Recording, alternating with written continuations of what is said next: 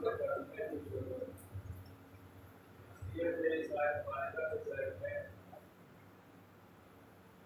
अक्सर आप खास करके परिवार के बाद नारे सलवार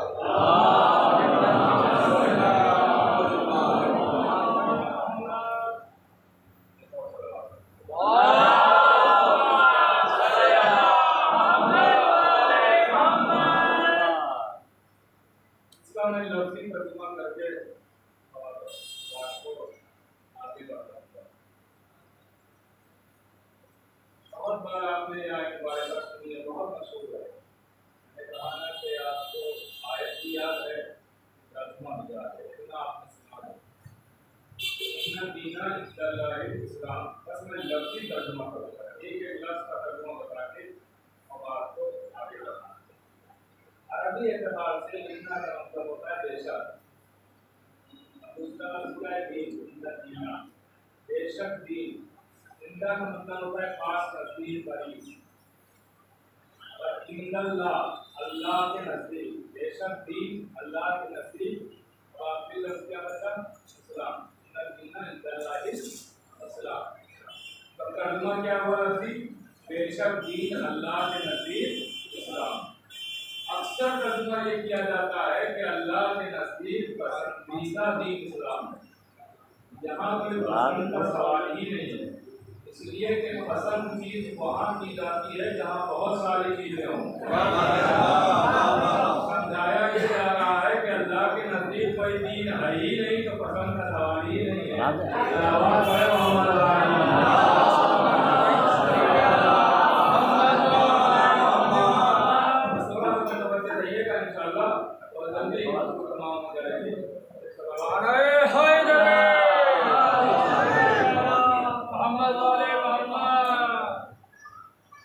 तो दीन अल्लाह के नजदीक जो है वो सिर्फ इस्लाम से अल्लाह ने करीबी जाना।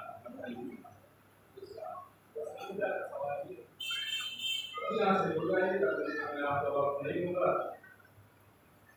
जिस दीन में नमाज है, जिस दीन में रोज़ा है, जिस दीन में हज है, जिस दीन में ज़कात है, जिस दीन में हज है, उसी दीन में मौत की जगह उसी दीन में मौत को भी रखा गया।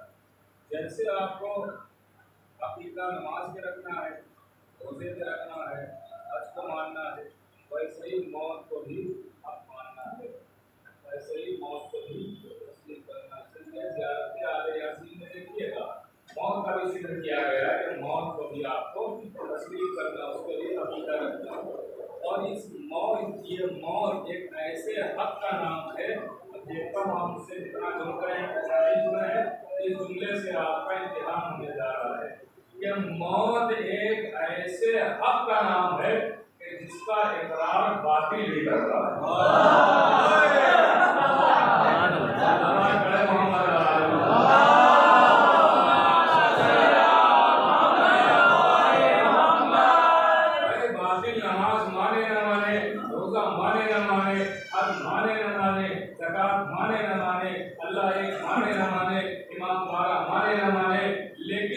मानता है कि एक दिन मरना है, बातिल भी इकरार करता है एक दिन दुनिया छोड़ना है, बातिल भी तस्लीम करता है एक दिन इस दुनिया से गुजरना है। तो जब जाना है तो अब मौत भी दो तरीके की होती है। एक मौत का नाम रखा गया है शहादत और एक मौत का नाम रखा गया है हलाकत। अब मर्जी आपकी है, चाहे शहादत कबूल करे चाहे हलाकत।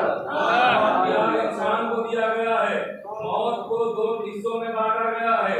एक मौत जैसे दीन को दो हिस्सों में बांटा गया है, एक दीन के हिस्से का नाम रखा गया उसूल दीन, एक दीन के हिस्से का नाम रखा गया फुरूअ दीन। ऐसे ही मौत भी दो तरीके की है, एक मौत का नाम रखा गया हलाकत, एक मौत का नाम रखा गया शहादत। अब मर्जी आपकी है, चाहे हलाकत कबूल करे चाहे शहादत कबूल करे। क्या तो पता कैसे चलेगा कि हलाक कौन है, शहीद कौन है, कैसे मालूम होगा? इसलिए कि चाहे शहीद हो चाहे हलाक, दोनों के मरने के तरीके एक होते हैं। जो शहीद है और जो हलाक है, दोनों का तरीका एक है। यहाँ भी बशारत जाती है, यहाँ भी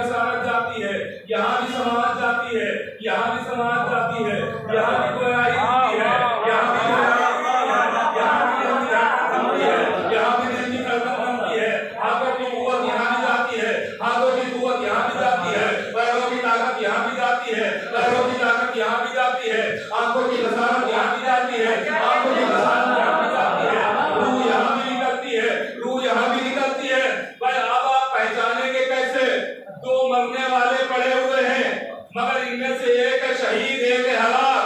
पहचानेंगे कैसे?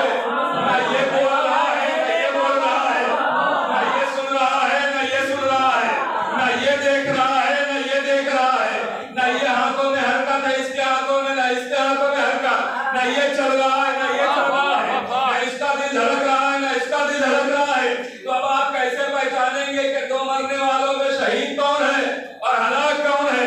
तो आइए देखिए, इस्लाम की पहली जंग हुई, जंगे बद्र, और उस जंग में दो लश्कर आमने सामने, एक लश्कर इस्लाम कहलाया, एक लश्कर कुफार कहलाया।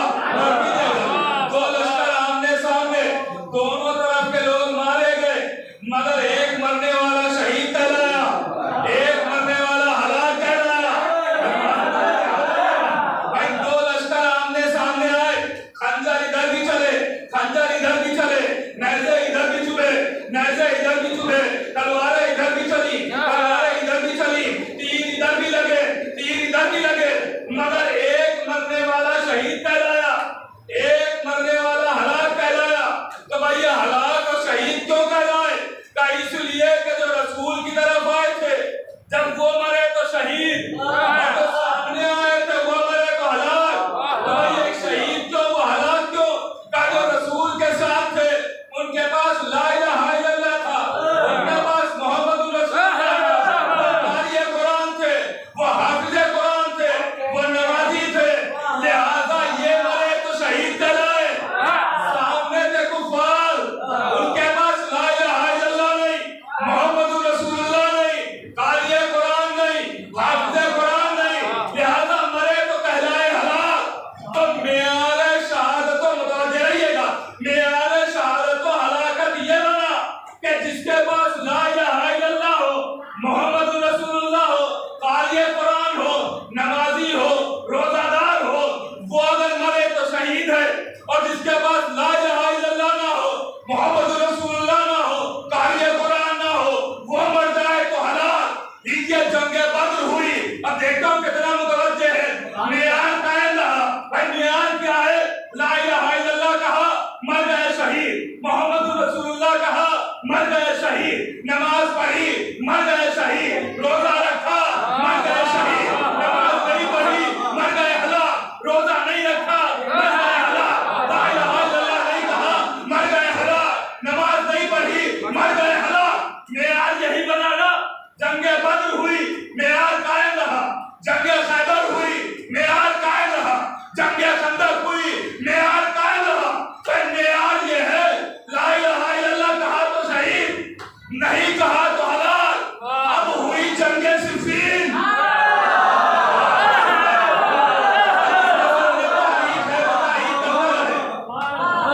अब हुई जंगे सिफ़ीन। मेयार का क्या किया जाए? अभी भी कुछ लोग नहीं पहुंचे हैं, बच्चे भी बैठे हुए हैं, इनके लिए और आसान कर दूं। शायद कोई कहे जंगे सिफ़ीन का क्या मामला है, तो आसान करके बता रहा हूं। अब हुई जंगे करबला। अब मेयार का क्या किया जाए? मेयार ये है कि जिसके पास ला इलाहा इल्लल्लाह, मोहम्मद रसूलुल्लाह, नमाजी, रोजादार, कारी, वो होगा शहीद, और जिसके पास ये चीजें नहीं वो होगा हलाक। अब जंगे करबला हो रही है, इधर भी ला इलाहा इल्लल्लाह, इधर भी ला इलाहा इल्लल्लाह, इधर भी मोहम्मद रसूलुल्लाह, इधर भी मोहम्मद रसूलुल्लाह, इधर भी कारी कुरान, इधर भी कारी कुरान, इधर भी हाफिज़े कुरान, इधर भी हाफिज़े कुरान, इधर भी नमाजी, इधर भी नमाजी, इधर भी रोजादार, इधर भी रोजादार, इधर भी हाजी, इधर भी हाजी। अब बताइए मेयार का क्या किया जाए? अब बताइए कौन शहीद कौन हलाक?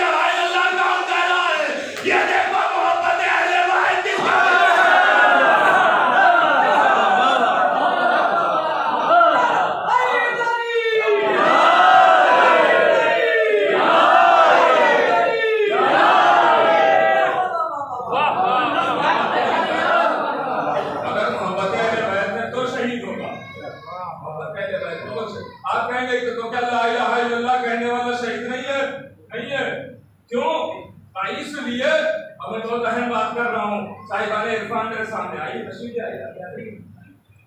साहिबाने इरफान बैठे हुए, गौर कीजिएगा भाई। मौत ला इलाहा इल्लल्लाह अगर कहा और मर गए तो शहीद नहीं है। क्यों? बगैर वजू के नमाज हो जाएगी? हो जाएगी? नहीं होगी ना। किबला इधर है, आप इधर पढ़े, नमाज हो जाएगी? नहीं होगी ना। और कर रहे हैं किसी की जमीन आपने छीन ली, उस पर नमाज पढ़े हो जाएगी? नहीं। क्यों नहीं होगी? इसलिए कि जो शर्त नमाज है, जब तक वो आप पूरी नहीं करेंगे उस वक्त तक आपकी नमाज कबूल नहीं। भाई अभी इमाम रजा की विलादत की तारीख गुजरी है, गौर कीजिएगा। और अहम बात अर्ज कर रहा हूँ, इमाम रजा की आमद की तारीख अभी गुजरी है। ये इमाम के ही हवाले से अर्ज करूंगा। भाई नमाज की शर्त वजू है, किबला रुख है, पाक लिबास है, जमीन सही हो, जिस जमीन पर नमाज पढ़ रहे। अगर ये शर्तें नहीं पूरी की तो नमाज नहीं है, नमाज नहीं कहलाएगी। वैसे ही जैसे नमाज की शर्त है वजू, नमाज की शर्त है जमीन का पाक होना, लिबास का पाक होना, किबला रुख होना, वैसे ही इमाम मासूम अलैहिस्सलाम फरमाते हैं कि ला इलाहा इल्लल्लाह की शर्त है हमारी मोहब्बत।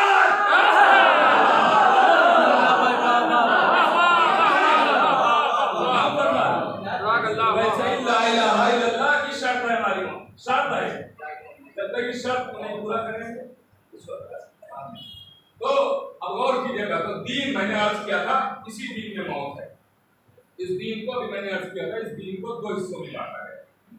एक हिस्से का नाम रखा गया उसूल दीन और एक हिस्से का नाम रखा गया। मगर आप बचपन में आपने पढ़ा होगा जो अल्फाज की बुनियाद है उसमें ही आपने पढ़ा होगा उसूल दीन और पूर्व दीन। उसूल दीन तरकीब आपने मुलाहिजा की, पूर्व दीन पहले है दीनियात में या उसूल दीन? उसूल दीन पहले है ना। क्यों? पूर्व दीन में तो 10 चीजें हैं, बड़ी अहम चीजें हैं, पहले होना चाहिए। ये उसूल क्यों पहले? इसलिए कि उसूल का ताल्लुक है अकीदे से, उसूल का ताल्लुक है अमल से। अकीदे को पहले रखा गया, अमल को बाद में रखा गया। अकीदे को पहले रखा गया, अमल को बाद में। उसूल दीन पहले है और अमल बाद में, पूर्व दीन बाद में है। उसूल पहले, उसूल में 5 चीजें रखी गई और फुरू में 10 चीजें रखी गई। 5 चीजें रखी गई है और फुरू में 10 चीजें रखी गई। अब ये उसूल पहले चूंकि अकीदा है, अल्लाह को एक मानना, आदिल मानना, नबी को नबी मानना, इमाम को इमाम मानना, कयामत मानना और फरमा दिया, इसको पहले रखा गया, ये मानने का ताल्लुक है। अब अमल भी रखा गया, जब इसको मान लेना तो फिर अमल की बारी आती है। बगैर इसके माने नहीं अमल की बारी आएगी, इसको मान के अमल की बारी आएगी। नमाज पढ़ते रहिए, अगर एक न माना अल्लाह को तो कबूल ही नहीं है। पहले अल्लाह को एक मानना है ना, उसकी तौहीद को तस्लीम करना है, उसकी तौहीद को मानना है। मुतवज्जे रहिएगा मेरी तरफ। तो अब पहले अकीदा, फिर अमल, और इसका मुशाहिदा आपने खुद किया है। दलील आप सबके पास मौजूद है, मगर गौर नहीं करते हैं कि अकीदा पहले है, अमल बाद में है। इसकी दलील आप सबके साथ हुई है, सबके पास मौजूद है, मगर आप गौर ही नहीं करते हैं। अकीदा पहले है, अमल बाद में है। कौन सी दलील जो हमारे पास मौजूद है? दलील ये है कि जब आप 1-1.5 साल 2 साल के हुए, 1.5-2 साल के हुए, माँ की गोद में थे, तो माँ ने हमें नमाज बाद में बताई, रोजा बाद में बताया, हज बाद में बताया।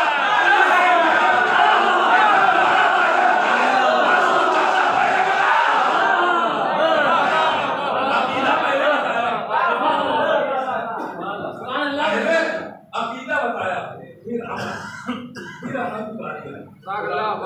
अब अकीदे में सबसे पहले जिस अकीदे को रखा गया वो है अकीदा तौहीद।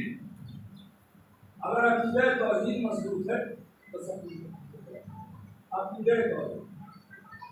अब दुनिया ये समझती है कि अल्लाह को एक मान लिया, अकीदा तौहीद मुकम्मल हो गया, हम तो अकीदे में पक्के हो गए, है ना।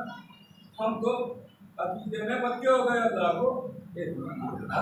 और क्योंकि इतना वक्त नहीं और मैं तफसील नहीं करता, बस इशारे कर करके आगे बढ़ रहा हूँ। अकीदा तौहीद को मान लिया, बहुत बड़ा वाकया है। मैं इसमें सिर्फ अपने मकसद की बात लेता हूँ, बाकी हवाला दिए देता हूँ, मैं तो साधुमा में आप पढ़ लीजिएगा, गौर कीजिएगा। तो अकीदे तौहीद लोग समझते अल्लाह को एक मान लिया, अकीदे तौहीद में हम मुकम्मल, हमसे बड़ा तौहीद परस्त होंगे। नबी कहते हैं कि मेरे पास रोज़े महशर 3 गिरोह आएंगे और तीनों गिरोह के पास सियाह आलम होंगे, मगर स्याही में फर्क होगा। नबी कहते हैं एक आलम ऐसा आएगा तो इतना सियाह होगा कि उसकी स्याही से अहले महशर खौफजदा हो जाएंगे। इतनी स्याही, इतनी काली उसकी काला रंग होगा कि लोग डर जाएंगे, खौफजदा हो जाएंगे। अब वाकया बड़ा तभी नहीं ना, मैं छोड़ रहा हूँ। तभी उनसे पूछेंगे जो चीजें छोड़ी थी उनके साथ क्या शुरू किया। दूसरा जब आएगा ये नबी फरमाते एक गिरोह जब आएगा उसकी स्याही ऐसी होगी कि सारे लोग दहशत खाए, खौफजदा हो जाएंगे, इतना सियाह होगा, इतना सियाह उनका परचम होगा। वो कहते हैं कि जब नबी कहते हैं कि मेरे पास वो आएंगे, सुनिएगा नबी कहते हैं मेरे पास आएंगे तो मैं पूछूंगा ये बताओ कि तुम लोग कौन हो? तो लोग कहेंगे या नबी अल्लाह हम आपके उम्मती हैं, आपके उम्मती हैं। क्या तुम मुझे जानते हो?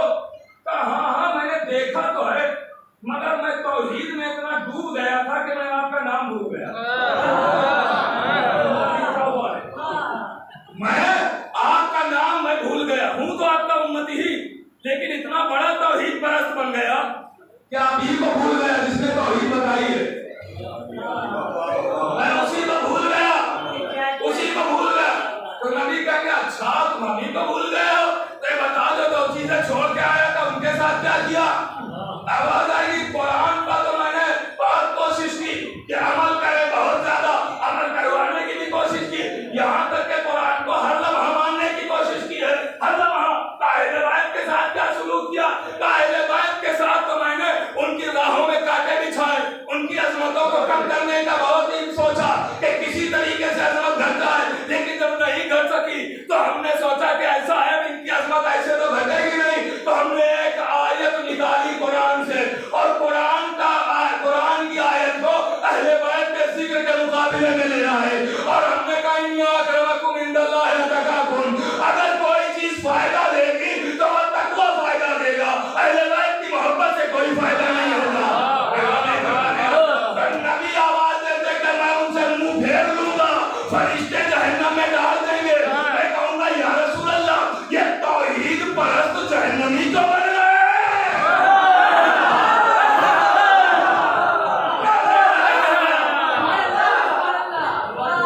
ये तौहीद परस्त जहन्नम तो जा रहे हैं। अब तुझे पता नहीं है, तौहीद मानी, तौहीद बताने वालों को भूल गए। इसका मतलब यह हुआ कि तौहीद परस्ती सिर्फ अल्लाह को एक मानने का नाम नहीं है, अल्लाह जिसे जिसे मनवाए उसे मानना तौहीद है। शैतान से यही गलती तो हुई, उसने सोचा कि अल्लाह को मान लिया बस तौहीद परस्ती हो गई, निकाल दिया गया क्योंकि अल्लाह के हुक्म को नहीं माना। तो तौहीद परस्ती यह है कि अल्लाह जिसे जिसे मनवाए उसे उसे मानना तौहीद परस्ती। अब तौहीद परस्ती के लिए जो कलमा तौहीद रखा गया वो है ला इलाहा इल्लल्लाह। अब यहाँ से बात कर रही है ला इलाहा इल्लल्लाह मतलब क्या हुआ? देखिए तौहीद है ये, ला इलाहा इल्लल्लाह क्या मतलब है? पढ़ते तो आप है ना, कम से कम इतना तो माना याद रखा कीजिए मेरे नौजवान भाइयों। ला इलाहा इल्लल्लाह का मतलब क्या है? ला इलाहा कोई खुदा इल्लल्लाह सिवाय कोई खुदा नहीं है। कलमा तौहीद मगर इकरार तौहीद बाद में है। ये कलमा तौहीद मगर इकरार तौहीद पहले नहीं है, इकरार तौहीद तो बाद में है। पहले झूठे खुदाओं का इनकार है, कोई खुदा नहीं इल्लल्लाह सिवाय अल्लाह के।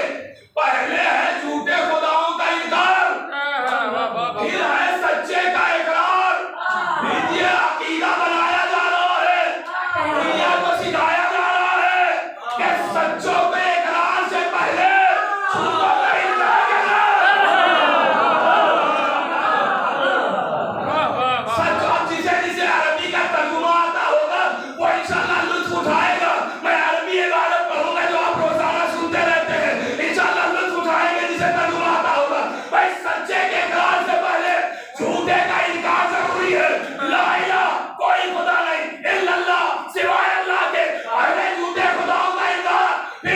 खुदा का इकरार, ये बना अकीदा। अब समझे हम अपनी अजानों में खाली अली वलीउल्लाह नहीं कहते, अली को तो बिला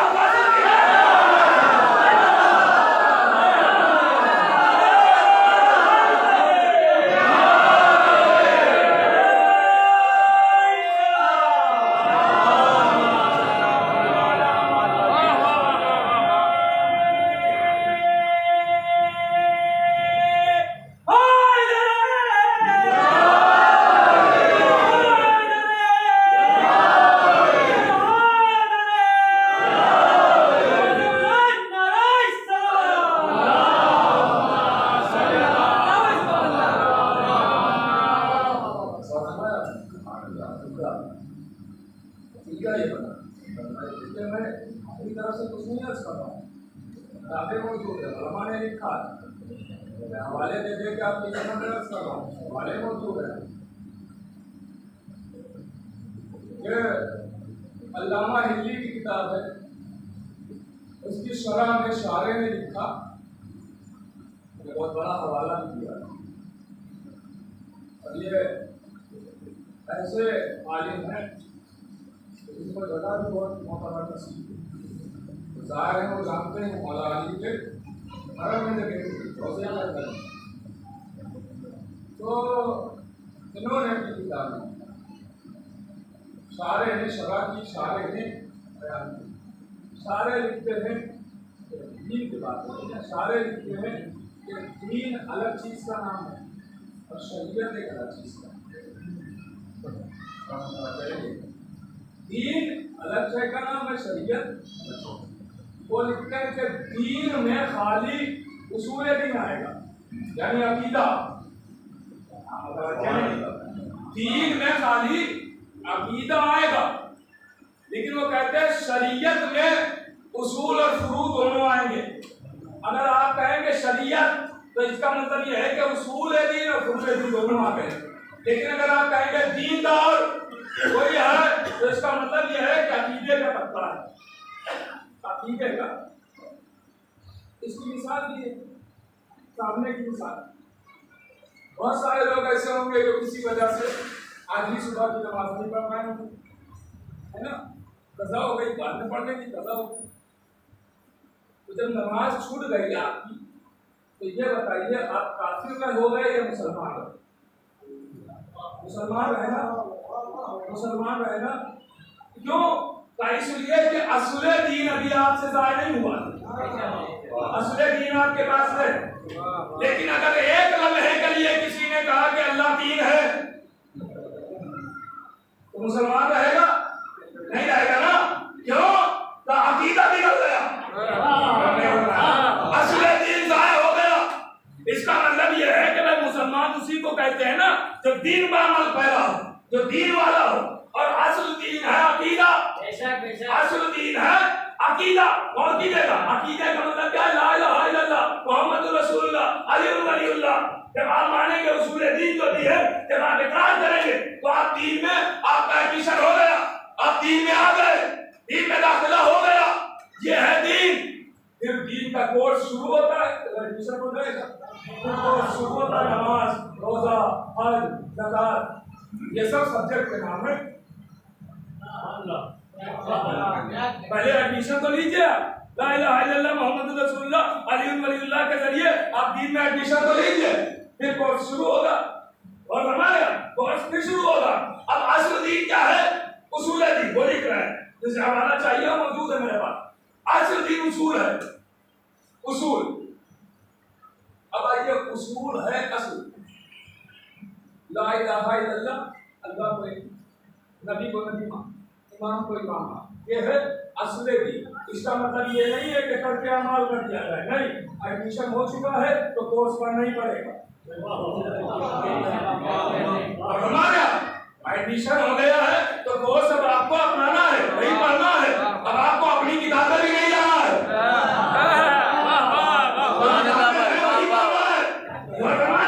तो आप गौर करते रहिएगा। असल दीन क्या है? ये अकीदा, यानी ला इलाहा इल्लल्लाह मुहम्मदुर रसूलुल्लाह अली वलीउल्लाह। अगर असल दीन नहीं है तो फिर वही सजा क्यों है? ये जो अल्लाह के मुनकिर की वही सजा जो भी अकीदे का इनकार किया वही सजा है।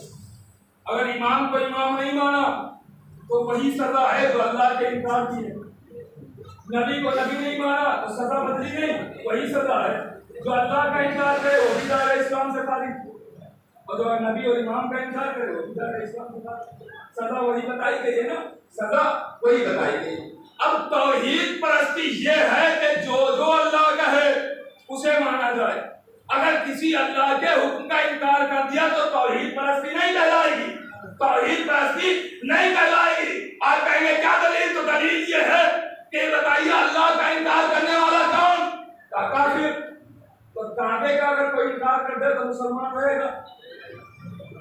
काबा अल्लाह तो नहीं है तो सजा वही को फरमा दिया नहीं, चूंकि अल्लाह ने कहा है मानना जरूरी है। सफा मरवा की पहाड़ी का इनकार करेगा कोई तो काफिर।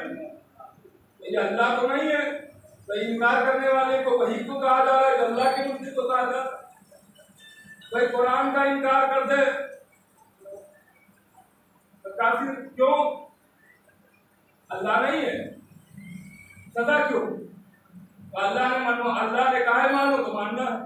इसका मतलब तौहीद परस्ती यह है कि जो अल्लाह कहे उसे माना जाए, ये तौहीद परस्ती है ना। काबा अल्लाह नहीं है मगर बैतुल्लाह है, इनकार करने वाला काफिर। सफा और मरवा की पहाड़ियां अल्लाह नहीं है, शायरुल्लाह है, इनकार करने वाला काफिर। कुरान अल्लाह नहीं है, कलामुल्लाह है, इनकार करने वाला काफिर। तो चूंकि कुरान कलामुल्लाह है, इनकार करने वाला काफिर। सफा और मरवा की पहाड़ियां शायरुल्लाह है, इनकार करने वाला काफिर। काबा बैतुल्लाह है, इनकार करने वाला काफिर। तो जो सिर्फ बैतुल्लाह हो, सिर्फ कलामुल्लाह हो, सिर्फ शायरुल्लाह हो, जब उसका मुनकिर काफिर है तो यदुल्लाह भी हो,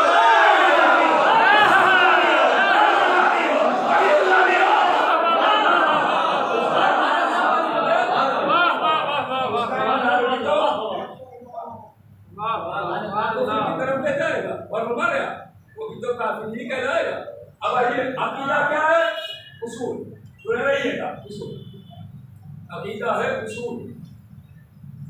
और इसको कहा नाम दिया गया, बात आता है नाम दिया गया है दीन।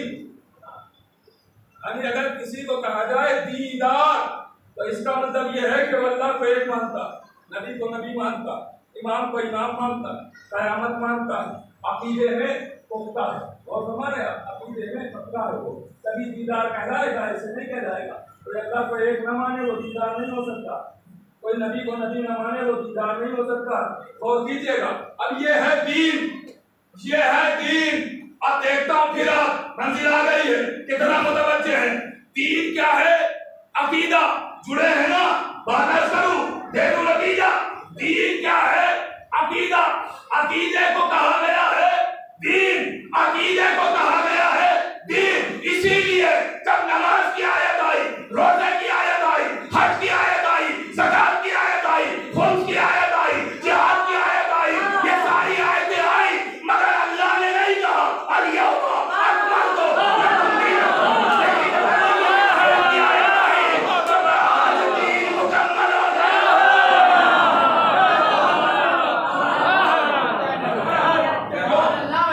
हो गया। दीन है अकीदा।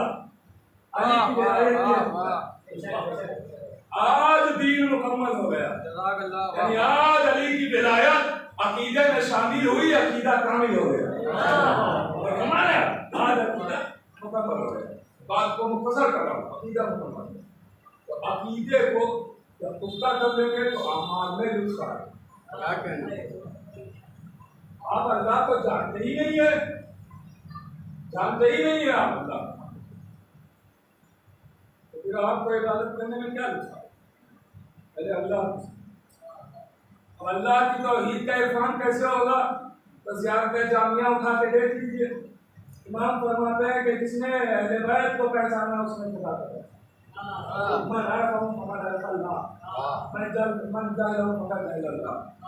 जिसने इनको अहले बैत को पहचाना उसने खुदा को पहचाना। जिसने इनका इनकार कर दिया, इन्हें नहीं पहचाना, इसने खुदा। इनको पहचानिए, ये क्या कर रहे हैं?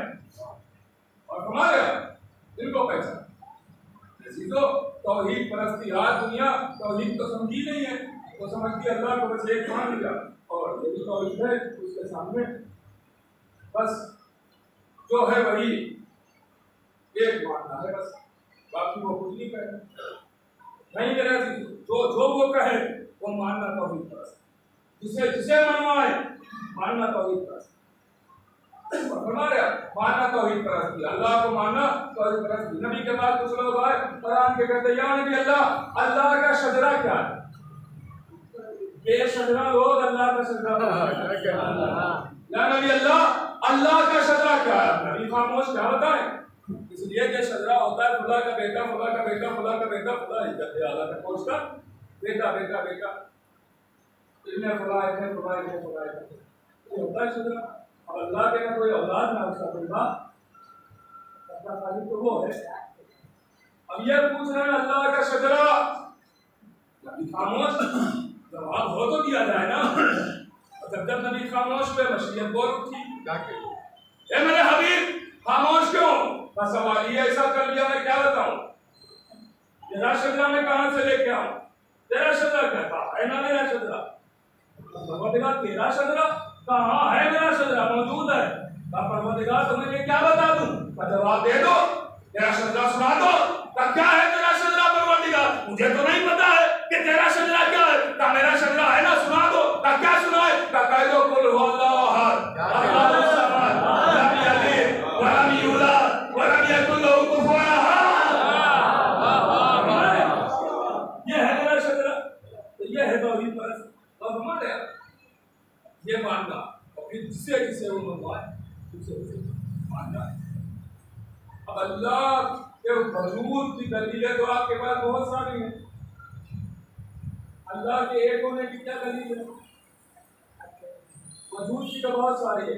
ये चमकता हुआ सूरज बता रहा है अल्लाह है, रात में निकलेगा चांद ऐलान करेगा अल्लाह है, सितारे झिलमिलाएंगे ऐलान होगा अल्लाह है, फूल महकेंगे ऐलान होगा अल्लाह है, कलियां थकेंगी ऐलान होगा अल्लाह है, बादल का शोर बता रहा है अल्लाह है, हवा का जोर बता रहा है अल्लाह है, समंदर की वजदानी बता रही है अल्लाह है, दरिया की रवानी बता रही है अल्लाह है, महकते हुए फूल बता रहे हैं अल्लाह है, आंखों की बीनाई बता रही है अल्लाह है, कानों की समाज बता रही है अल्लाह है, ये चलते फिरते इंसान बता रहे हैं अल्लाह है, ये चलते हुए कायनात का निजाम बता रहा है अल्लाह है। भाई अल्लाह के वजूद की दलील मिल गई, एक होने की क्या दलील है? अब आहिस्ता से जुमला कहूंगा, देखता हूँ आप कैसे सुनते हैं। अल्लाह के एक होने की क्या दलील है? एक होने की क्या दलील? भाई अल्लाह के वजूद की दलील हो गई, चांद का चमकना वजूद की दलील, सूरज का दमकना वजूद की दलील, फूलों का महकना वजूद की दलील, कलियों का झटकना वजूद की दलील, खालों का खटकना वजूद की दलील, ये समंदर की वजदानी वजूद की दलील। लेकिन अल्लाह के एक होने की क्या दलील है? तो बहुत सारी दलीलें हैं, मगर बहुत अहम दलील मैं दे रहा हूँ कि अल्लाह के एक होने की सबसे बड़ी दलील ये है कि अली कह रहा है मुझे खुदा ने कहना।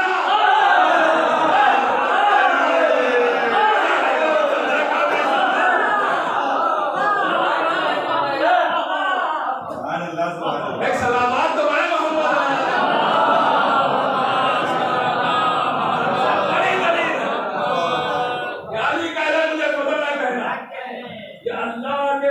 दलील नहीं है, ये अल्लाह की तौहीद की दलील, एक होने की दलील है, एक होने की। आंखें ऐनुल्लाह, ज़बान लिसानुल्लाह, पेशानी जबातुल्लाह, अल्लाह के औसाफ का मज़हर कह रहा है मुझे अल्लाह ने कहना। तो इसका मतलब ये है कायनात में लाख कोई दावा करे खुदाई का, खुदा नहीं हो सकता। ये अली का जुमला उसकी यकताई का ऐलान है, वो एक है, सिर्फ और सिर्फ एक, उसके अलावा कोई पता नहीं।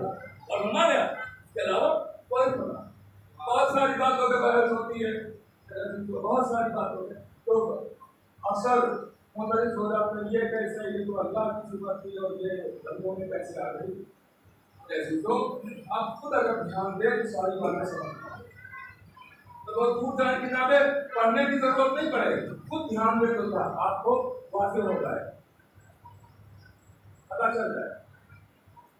अक्सर इस बात पे एतराज हो जाता है रिस्क बात में, खाना खिलाने, खाना खिलाने।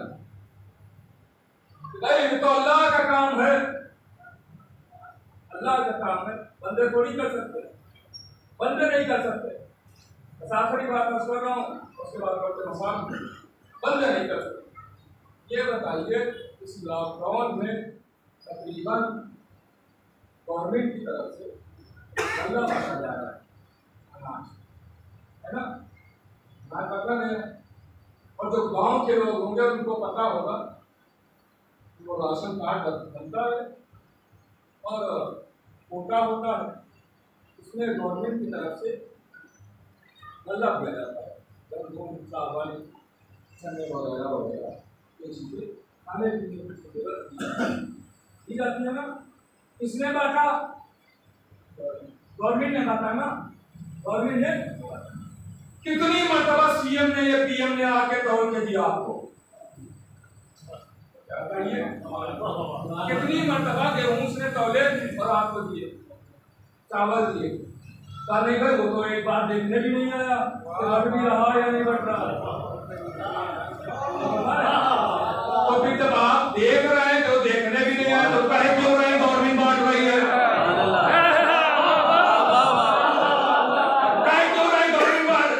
चूंकि उसकी तरफ से एक नुमाइंदा रखा गया है, बांटेगा ये कहलाया जाएगा उसने,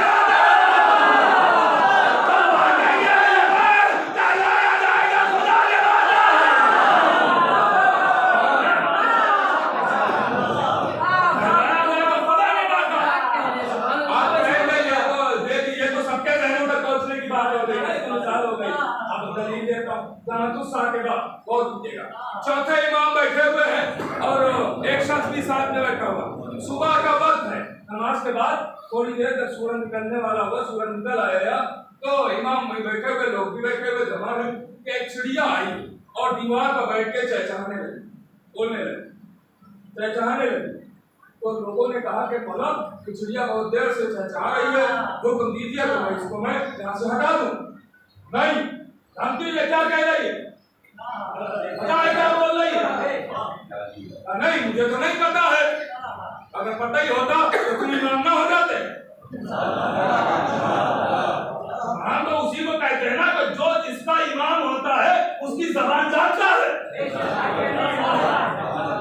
ना, उसकी जबान जानता है, वो इमाम है। अब इमाम ने कहा मैं बताता हूँ ये क्या कह रही है। क्या कह रही मौला? कहे चिड़िया कह रही है मौला मैं भूखी हूँ, मेरे नाम का जो आपके पास रिस्क है वो मुझे दे दीजिए। तो आज के दौर के हिसाब से वहां भी लोग थे, राज़िक तो खुदा है, आप इसको रिस्क कैसे देंगे? राज़िक तो अल्लाह है। मौला ने फरमाया बेशक वही राज़िक है, वो मुअय्यन करता है किसे कितना देना है।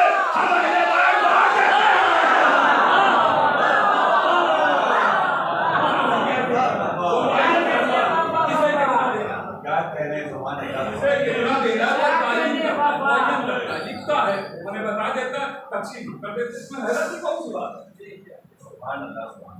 इसमें हैरत की कौन सी बात? अली ने कैसे खाना बांट दिया, घर में जाके बीवियों से मांग के खाना खाने वाले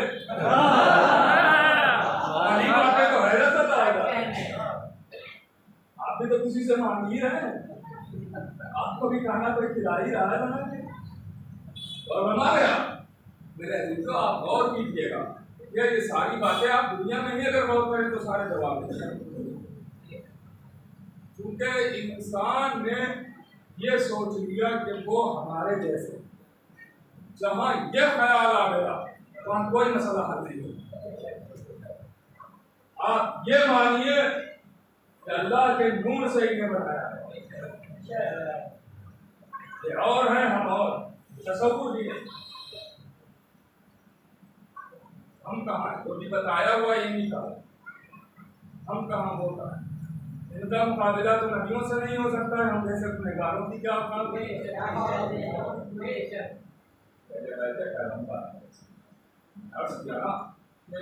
दीन जो है उसूल है, उसूल को माना तो फिर अमल करने के लिए।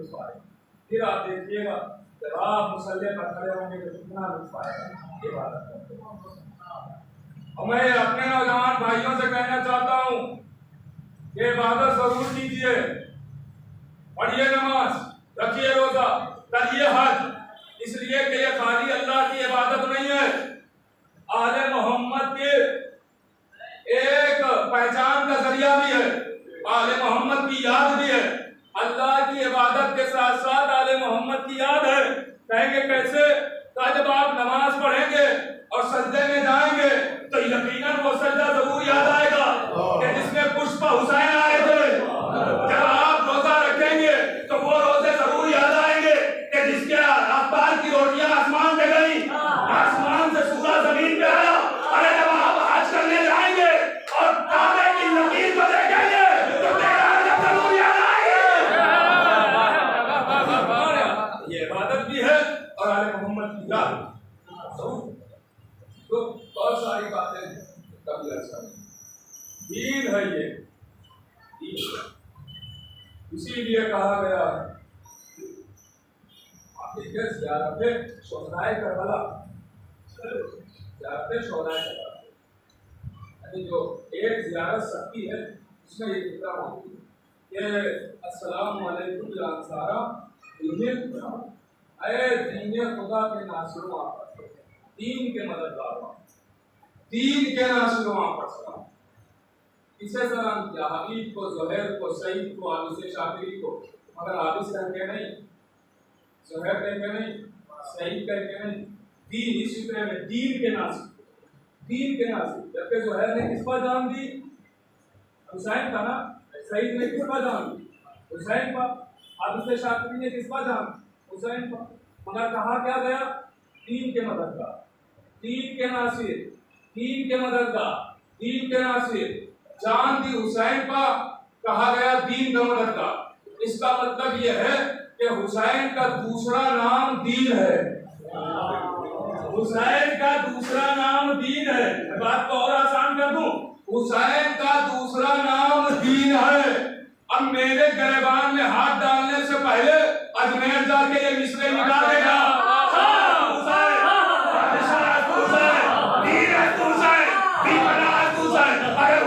दीन नहीं मानते तो ये मिसरे मिटाए जाए। हुसैन दीन है। इमाम मासूम से पूछा गया, मौला आपके दादा अली का नाम कोई कुरान में? याद रखिएगा हुसैन दीन है। आपके दादा अली का नाम कोई कुरान में है? कहा है। क्या? कहे तो लफ्ज़ ईमान आया है कि मेरे दादा अली का नाम है। कुरान में तो ईमान आया है कि मौला अली का नाम है। तो इसका मतलब जैसे अली अली का नाम है, जैगम अली का नाम है, हैदर अली का नाम है, वैसे ही ईमान भी अली का नाम है। ईमान भी अली का नाम है। अब हुसैन का दूसरा नाम दीन, अली का दूसरा नाम ईमान। और नहीं फरमाया आपने? हुसैन का दूसरा नाम दीन, अली का दूसरा नाम ईमान, अली का दूसरा नाम ईमान, हुसैन का दूसरा नाम दीन। तो मुझे कहने दीजिए, अगर किसी ने बाप के दामन को छोड़ा तो बेईमान कहलाएगा।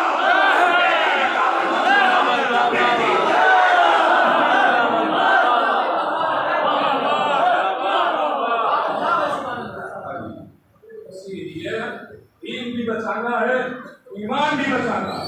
तो अली अली भी करना है, हुसैन हुसैन भी करना है।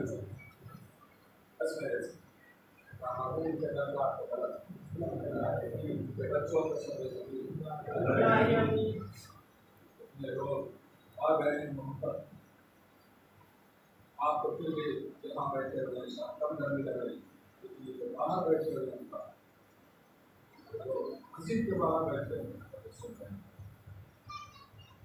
और ज्यादा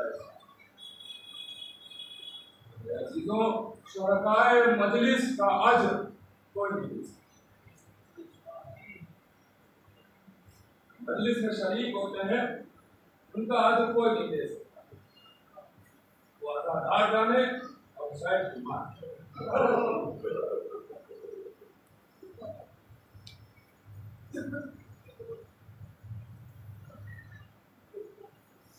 और इब्लीस ने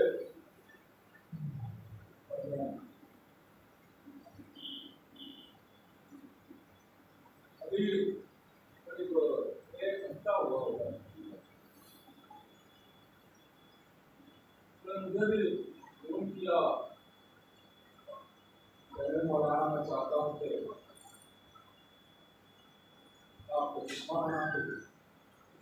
काम अपनी जॉब करें मेरे पास मैं मसरूफ हूँ इंशाअल्लाह आपके घर आता हूँ। मैंने कहा कि मौलाना आप एड्रेस दीजिए मैं खुद आ जाऊँ।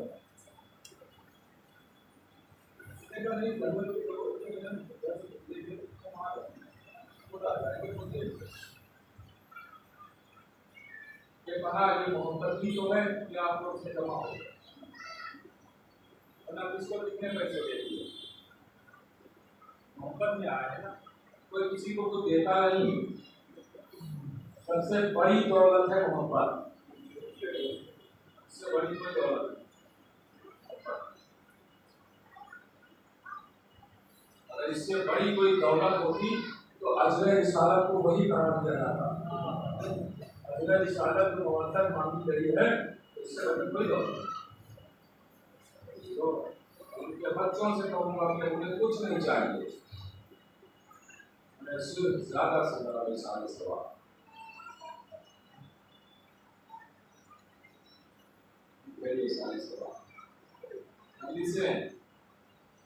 नमाज़ें, कुरान खानी, नवा पानी उनकी तरफ से अल्लाह में शरीक हो, उनकी तरफ से ज़ियारत हो। एक लायक औलाद की पहचान की गई तो बाप के लिए ज़्यादा से ज़्यादा सारे जवाब। तो कितने लोग जमा हुए क्यों? काली जदी को गुस्सा देना के बेटों को गुस्सा देना।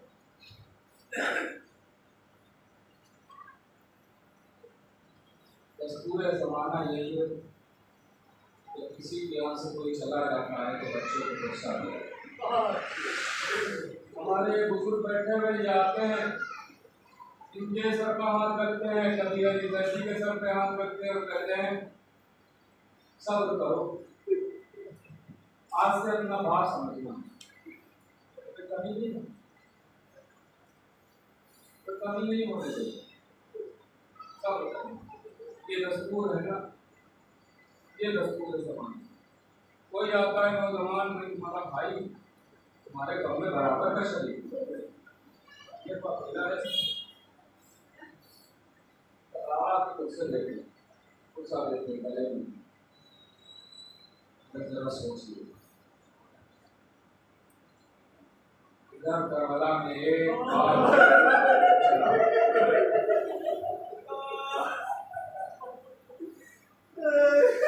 तो किसी ने गुस्सा नहीं किया, किसी ने गुस्सा नहीं किया। कलमा दो थे अगर गुस्सा नहीं किया, गुस्सा नहीं किया। किसी ने ये नहीं कहा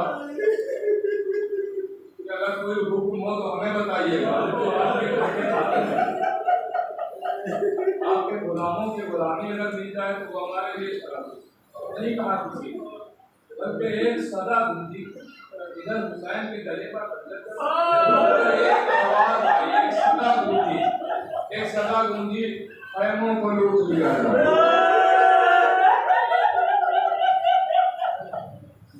गलों में रस्सियां बांध दी जाए। तसव्वुर करें, कलेजा फटा लीजिए, जब हुसैन के गले पर खंजर चला,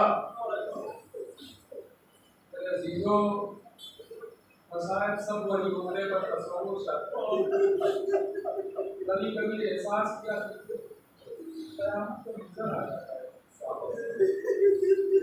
यहाँ पे बात को रोकता कभी नहीं आता। इमाम हसन बड़ा शदीद जहर था, आप जानते हैं कौन शदीद जहर, इतना शदीद जहर था तो इसके 2-3 कतरे जमीन पे गिरे, जमीन से धुआं होने लगा, इतना शदीद। जरा सोचिए इमाम के जिगर का इमाम के जिगर का क्या हालत था। सवाल कहती है कि जब इमाम के जिगर के टुकड़े टच हुए,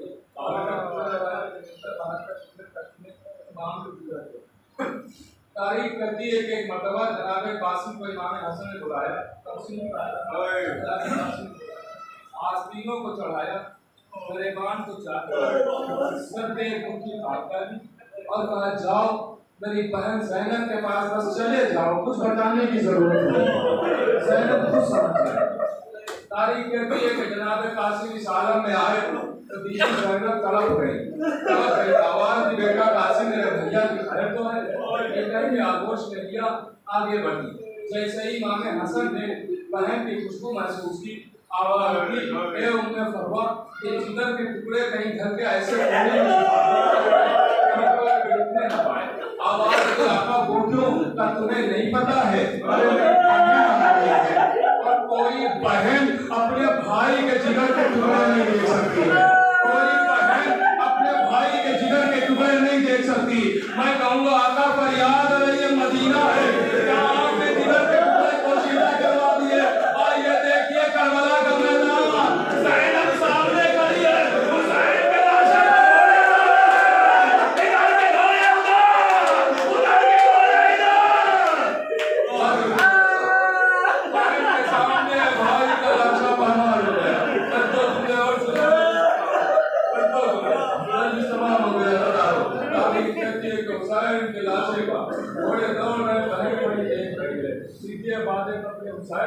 असीर किया गया। एक रस्म है बाहर आने।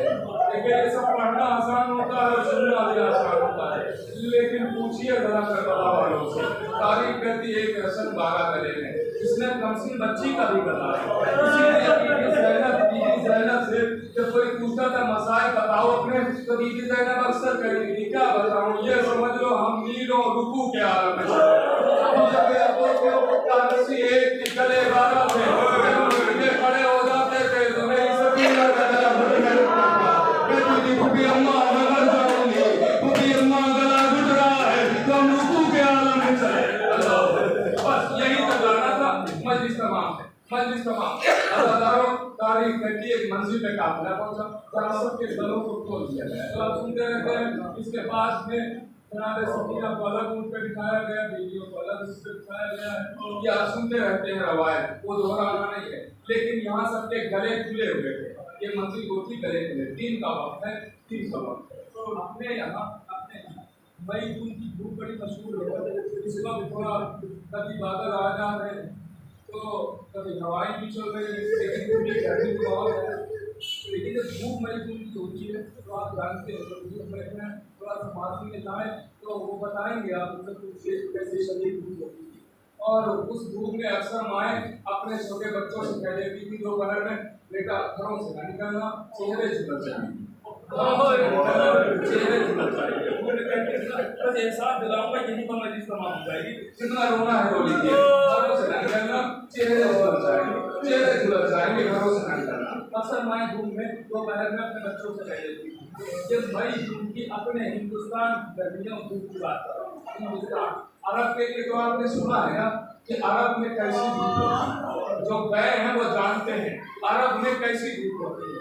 अरब के लिए आपने सुना है कि शदीद धूप होती है, मैं खुद उसका गवाह हूँ, शदीद धूप होती है, आप निकल नहीं सकते ऐसे, इतनी शदीद धूप होती है। अदादारों अक्सर सोचिए इस मई जून में अपने यहाँ हिंदुस्तान में, आप लखनऊ में बैठ के यहाँ बात कर रहा हूँ कि इस मई जून की धूप में आप कभी एक चीज आजमाइएगा। क्या आप इस मई जून की धूप में कभी आप एक लोहे का टुकड़ा लीजिएगा, उस लोहे को आप आंगन में या अपनी छत पे 4-5 घंटे धूप में डालिएगा। धूप में 4-5 घंटे उस लोहे के टुकड़े को डाल दीजिएगा और उसके बाद जाके यूं ही उठा लीजिएगा। मौलाना कैसी बातें कर रहे हैं, नहीं उठाया जाएगा, हाथ जल जाएगा, छाले पड़ जाएंगे। क्यों? तो इसलिए कि वो लोहा धूप की वजह से इतना जल रहा होगा कि छाले हाथ में पड़ जाए कोई भय नहीं है। ये हिंदुस्तान की धूप है, अगर 4-5 घंटे लोहा डाल दें तो आप बर्दाश्त नहीं कर सकते, उठा नहीं सकते हैं, हाथ में छाले पड़ जाएंगे। अब जरा सोचिए अरब की चिलचिलाती हुई धूप और सैयदे सज्जाद के हाथों में लोहे की हथौड़ियां, पैरों में बेड़ियां,